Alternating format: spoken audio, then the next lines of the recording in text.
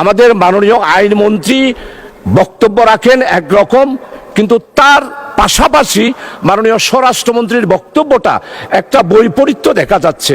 মাননীয় স্পিকার মহোদয়, আপনার কাছে আমি সবিনয়ে অনুরোধ করব, যেটা আইনমন্ত্রী জবাব দেবেন সেটা আইনমন্ত্রী দিলেই ভালো হয়।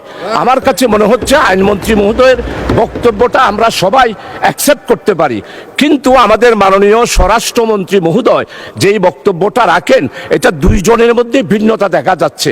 এই জন্য আমি আপনার একটা রুলিং দাবি করছি, মাননীয় মন্ত্রী মহোদয়কে রিলিভেন্ট অনুসারেই আপনি পারমিশন দিলে ভালো হয়। মাননীয় স্পিকার, আপনাকে অসংখ্য ধন্যবাদ, আপনি আমার এই পয়েন্ট অফ অর্ডার আমাকে সময় দিয়েছেন।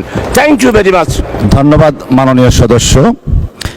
বিষয়টা হলো প্রশ্নোত্তর পূর্ব আমাদের সময় থাকে 1 ঘন্টা। এখন অনেক সময় দেখা যায় মাননীয় সংসদ সদস্য যারা আছেন প্রশ্ন করার পরে যখন মাননীয় মন্ত্রী উত্তর দেন, উত্তরটা সরাসরি না নিয়ে অনেক ইরিলিভেন্ট প্রসঙ্গ নিয়ে আসেন সম্পূরক প্রশ্নে।